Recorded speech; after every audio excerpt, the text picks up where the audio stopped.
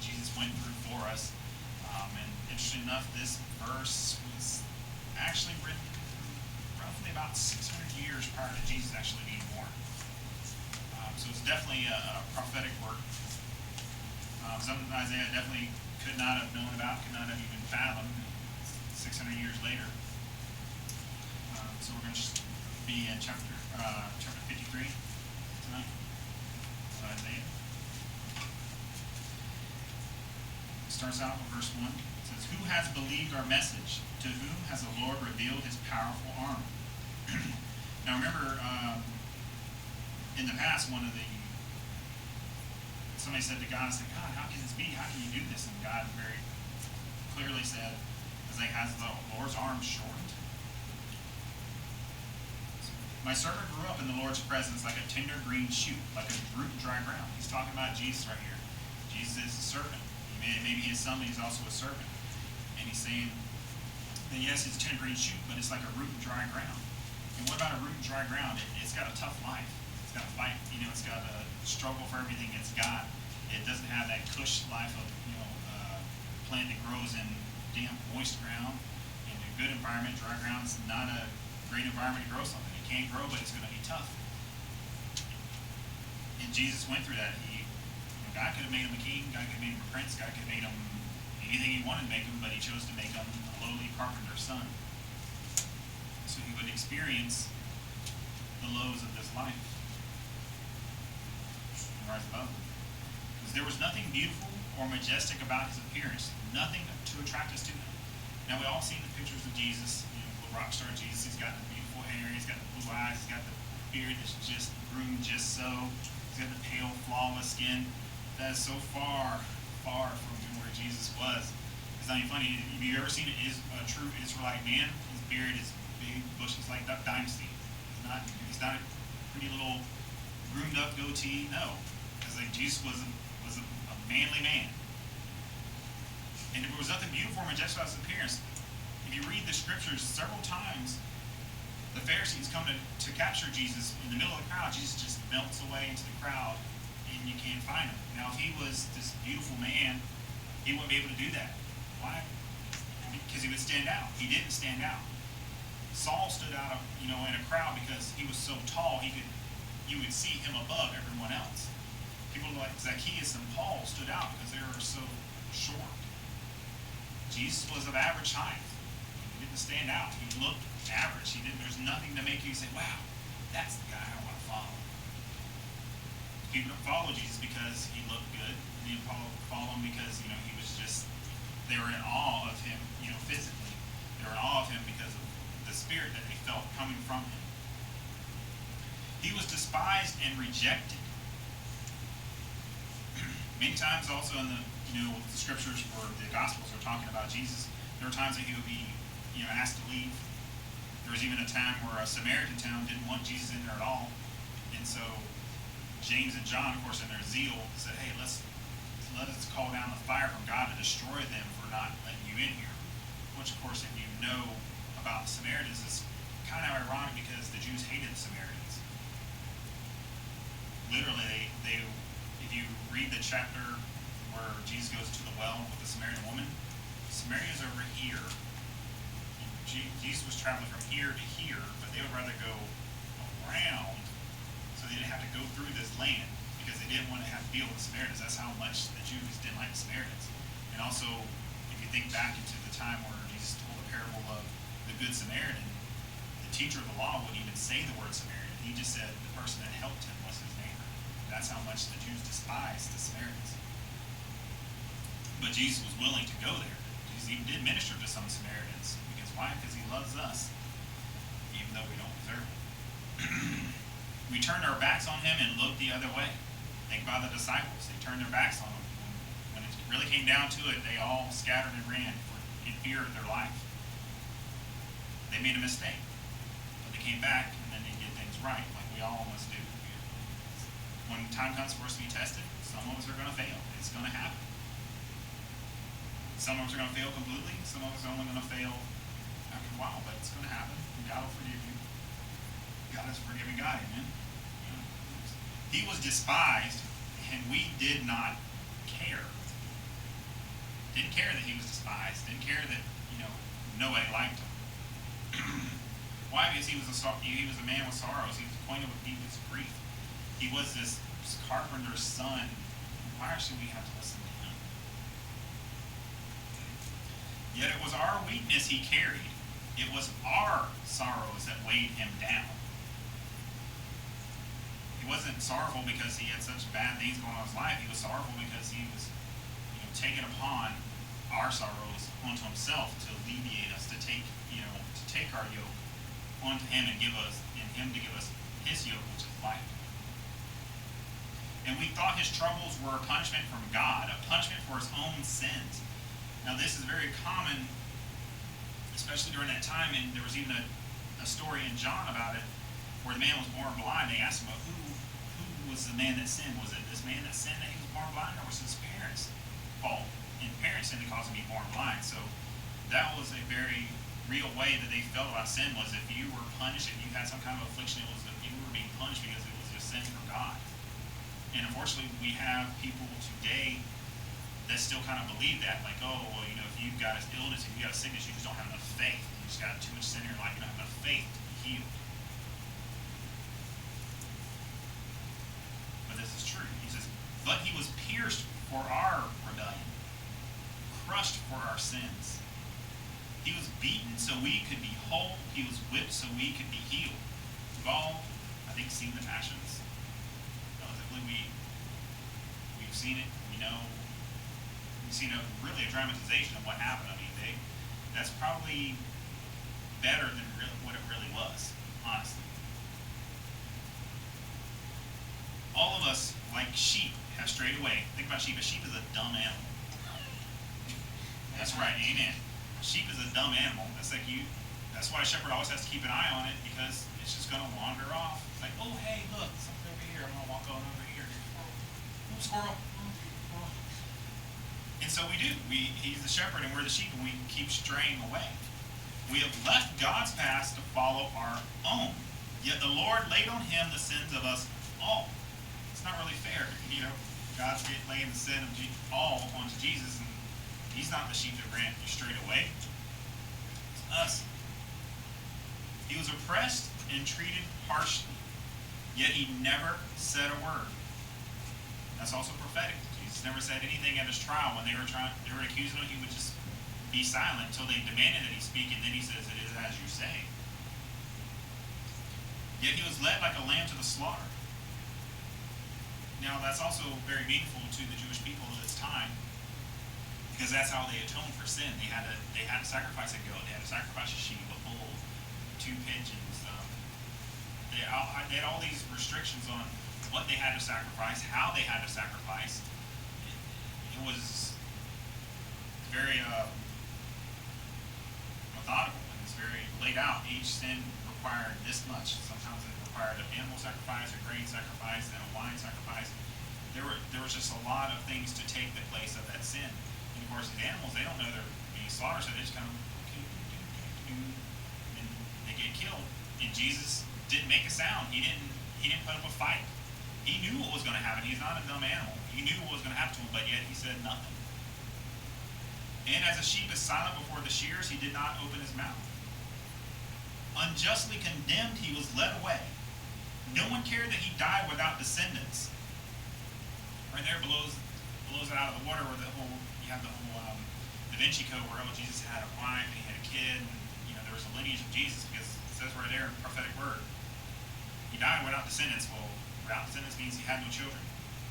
And for that people, it was a very big deal to die without descendants. If you die without descendants, your brother had to marry your wife, and the first kid had to be like if it was your kid, to carry on your familiar line.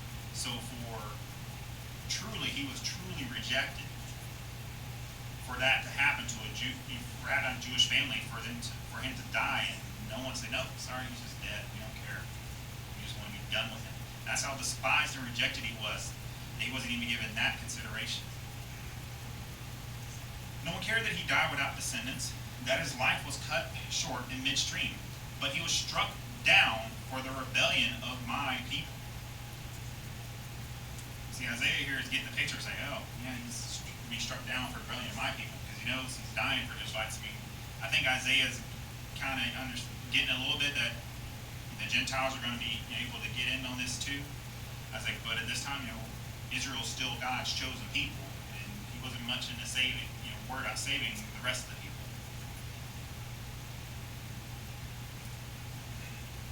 He had done no wrong and had never deceived anyone. Again, he was sinless until death. But he was buried like a criminal. And of course, buried like a criminal is implying his death. That's where he died. He died amongst criminals. He died amongst robbers. Two of them, in fact. And of course, the one asked for forgiveness. Well, I really asked for forgiveness. He just said, Bob, can I be with you in heaven? He goes, you're going to stand at my right side. So one did repent at the last, but the other one did not. But he was put in a rich man's grave. This is also prophetic, because he was buried in Joseph of Arimathea's grave. And Joseph of Arimathea was a very rich man who followed the way. That's what they called it. He followed the way, but he didn't let a lot of people know that, because, well, the way wasn't really popular right then, and he was a rich man. And of course, at this time, people were kind of scared of the Pharisees, because look what's happening. They all know that Jesus didn't do anything wrong. Here he is. He's beat half to death and hung up on a cross. It's like, yeah, let's not make these people mad at us. But it was the Lord's good plan to crush him and cause him grief. He's talking about Jesus. God was happy to do this because of the end result. Yet when his life is made an offering for sin, he will have many descendants. Because we all get to live on in Jesus, because we accept that what he did for us, and he died for us, and so we accept that and we become his descendants. He will enjoy a long life, and the Lord's good plan will prosper in his hands. And I wish I had my other translation, because it also, in that chapter, it starts switching the H and him when referring to Jesus to a capital H, him, which refers to his deity. Fortunately, this translation does not have that in there, but it does. In a lot of translations, the H and him in that passage changes to the capital H, which is signifying deity. And of course, it's referring to Jesus at that point. When he sees all, as he will enjoy a long life, and the Lord's good plan will prosper in his hands. When he sees all that is accomplished by his anguish, he will be satisfied.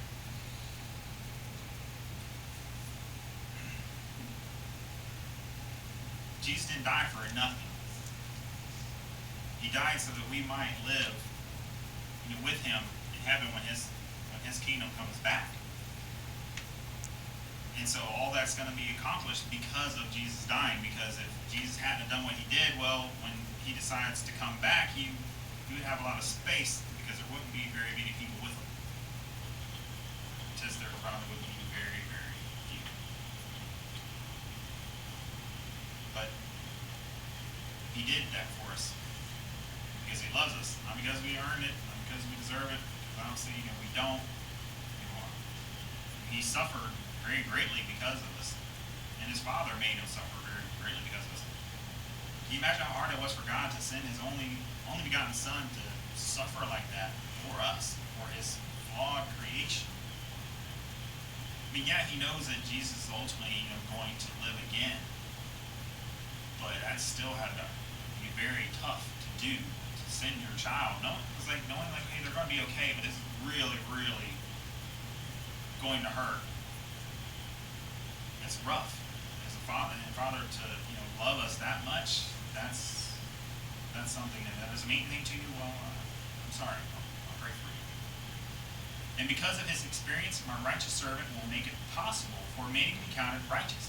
Now, how many times the New Testament talk about that we are saved through what? The grace of Jesus. It's referring back to there. Is that the word was given 600 years prior to his death. It's talking about even then that we're going to be made righteous because of what he did. For he will bear all their sins, and I will give him the honors of a victorious soldier. Now, in this time frame, a soldier, when they went to war, they conquered a city, they conquered a village, they conquered whatever, they got to keep the spoils. unless of course God said otherwise. They got to keep the spoils of the land for themselves. Well, what's the spoils of this war? What's the spoils of this war? You, your souls. That's the spoils of this war. So God's, Jesus gets to keep the, honors of a victorious soldier, which is the spoils of the war, which is the spoils of the battle they fought, which is our souls. And he values it that much. And he did what he did, which is, I couldn't do it. I couldn't even fathom, first time I was like, oh, you did this? Like, no, I didn't. How many times did somebody come to you accusing you of something you didn't do? And you're like, no, I didn't. I don't personally take the blame for things I don't do, especially big things that are cause me a lot of pain. I'm not going to take, the blame for it. Maybe it's small things, but this is his life. He can say anything. He was accused. He said, hey, you know what? I said, you did this, you did that. Like, no, I didn't. And he knew what kind of death he was going to suffer because of this, it was very clear what you do was a blasphemer. And someone that puts themselves on par with God, it's very clear what you do to them. So Jesus knew the law because he wrote it. So he knew what they were going to do to him, yet he didn't say anything when they accused him, and he knew what was going to happen to him. I don't know about you, but it's like I might take a small fall for somebody, but I'm not taking a big fall. I'm not. And I wouldn't say any of you would either, especially that kind of fall. I was like, human instinct is like, no, I've got to protect myself, especially when it's not something I did. Now, if it's something I did, well, there are some people that would say, okay, well, I deserve this, I earned it. I was like, but it's hard to take a punishment you don't deserve. But Jesus took a very big punishment that we deserve, but he didn't do anything. But he gets to be the victorious soldier because he exposed himself to death. He was counted among the rebels. He bore the sins of many and interceded for rebels. Rebels, of course, is not a good term. You don't think of good things when you think of rebels. Praise the Lord that Jesus was a rebel, and that he went against what the Pharisees were trying to do. Now, the Pharisees, they were trying to do what they thought was right. God had not spoken to them for, I think, it's like 200 to 400 years. It's like 400 something years there was nothing from God. Not at all. There was no prophets. There was nada. So they were left to their children, left to their own devices. And so what happened? They came up with all these laws. Oh, we should do it this way. We should do it that way. And then Jesus comes in and goes, no. Dad's home now. That's not what you're supposed to do. And of course they were not trying to hear that. They're like, no, you're messing with my rules. I made these rules, and they're good rules, and you're messing with my rules. And so the Pharisees, I don't think the Pharisees were intending to be what they were. They probably they thought they were doing the right things. Paul was very zealous in killing Christians because he felt that was doing the right thing. So you can be very zealous and do what you think is right, but it can be completely wrong. Don't know who that's for, but hey, go with that. But that's the prophetic word, of the birth. Not really so much the birth, but the life of Jesus. And people wanted to deny it. The Pharisees, they knew Isaiah. That was their trump card. They knew who the Messiah was going to be, but they missed it. Completely missed it. I mean, you can see how it lines up. It lines up perfectly with Jesus' life. He was going to be. He's not going to be anything special to look at. He's going to have a hard life. He's going to have sorrow in his life. He's going to be done all this. He's not going to say anything, in his defense when we accuse him. He's going to die with the criminals, but be buried in a rich man's grave. All these things line up. Every single one of them lines up. And yet still, they didn't want to believe. And so, sometimes the truth can smack you right in the face. Just don't get it. Prayerfully you will. But I just wanted to share this scripture with you because it kind of spoke to me. As many of you know, me and my wife are reading through the Bible every night. And we just passed through this, maybe about a week or so ago, I think. And we just started into the book of Jeremiah. And so I passed through this and was like, yeah, that's good. I should read it over. because it shows you God's plan. God had this plan out 600 years prior to Jesus doing this. He had it planned out like, oh, this is what's going to happen. Da, da, da, da, da, da, da, da. This is what's going to happen. Even prophecies, in the Old Testament about Judas' betrayal. He had prophecies about that. So everything that happened to Jesus was prophecy in the Old Testament. Very clearly. It's not even kind of black and white. It's like you read it, you're like, well, that's it. It's not hidden. God didn't hide it in the midst for you to not be able to find it. He had it very hidden in plain sight. It's right here. Boom. There you go. You just have to look. And that's the problem, is that we have eyes that do not see, ears that do not hear.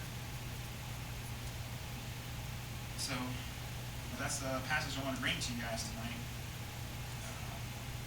I encourage you to, the Old Testament sometimes is it's a little hard to get into, and there are parts of it that are honestly, it's hard to get into. But there's so much meat in the Old Testament. It's just unreal, and good life lessons, Psalms, Proverbs, all that. It's very good. It's good basic stuff for your beginning walks. Is to read through those. But as you get older, as you become a grown child, so you can give up the milk. You start eating more solid food. You start eating meat. You start reading Job, Isaiah, Jeremiah, some of the other books that are a little harder to understand, but so you got to kind of sit down and read a little more, because it's not spoon feeding you what you need to know. But I encourage you, get in your word, read your word.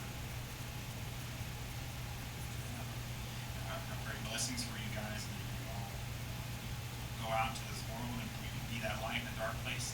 Kids, I know school's rough. It's a rough place. It was rough when I was there. It's only getting rougher by the year. It's not gonna get any better until Jesus comes back.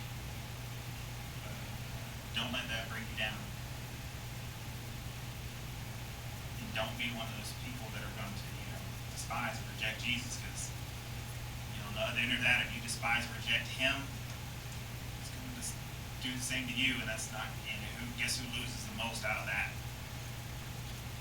So, in the prayer, and we're going to go to our night.